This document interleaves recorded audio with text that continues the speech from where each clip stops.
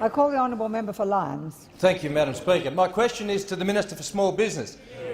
And indeed it's wonderful to see small business represented in the Cabinet. Will the Minister explain how scrapping the carbon tax and fixing the budget will help the 7,800 small businesses— The member for Watson will desist. May I repeat, the 7,800 small businesses in my electorate of Lyons. I call the honourable Minister for Small Business.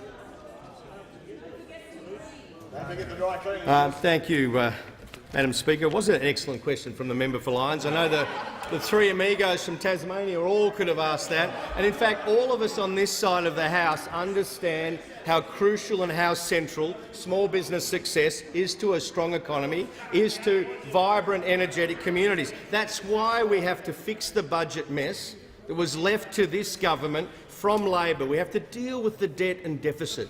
As I travel around Australia talking with small businesses, they know they can't pay their overdraft bill on their Visa card. They know they just can't keep building the debt and deficits in their operations and hope to be successful into the future. They know if they want to pass that business on to the family, you can't laden it up with all of this debt that denies opportunity and prospects into the future. They understand that, and that's why small businesses have said to me, good on you for tackling the debt and deficit legacy that Labor's left behind. Now, for the local government representatives here, they know small businesses and family enterprises are the heart of so many economies, and this is a message we hear everywhere we travel. Get on with the task of fixing the budget mess. We know you didn't create it, but just so has happened so many times in this history, Labor creates the mess, the coalition is left to fix it. So the Economic Action Strategy does that, and it also lays the economic foundations to create more jobs, to support small business success. And ACCI's recognise this. They said, and I quote, "The budget goes a long way to restoring all-important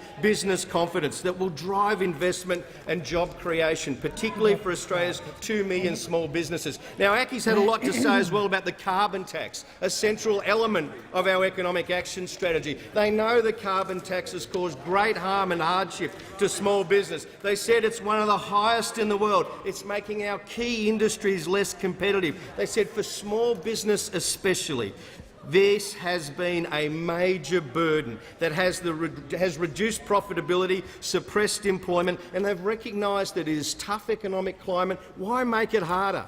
Now, we've got to get this carbon tax repeal bill through. I'm encouraged by the noise coming from the Senate that this may well happen, but I wonder if Labor's at all interested in restoring the 519,000 jobs, 519,000 jobs lost in small business under Labor, whether they will actually care enough to get on board the implementation of this economic action strategy. Now, as we sit and we celebrate Paddy Mills and Aaron Baines with their contribution to the Spurs in the NBA, the Kookaburras, the Hockeyroos efforts, the Socceroos in Brazil, if we thought that they were carrying lead in their shoes to slow them down and impede their performance, no one would think that was right and reasonable. But Labor thinks that's perfectly acceptable when it comes to applying a carbon tax that acts as a reverse tariff that makes the difficult job of creating opportunities and employment for small business. Get on board, I say to Labor, or get out of the road while we restore those jobs lost under your administration. Before I give the call to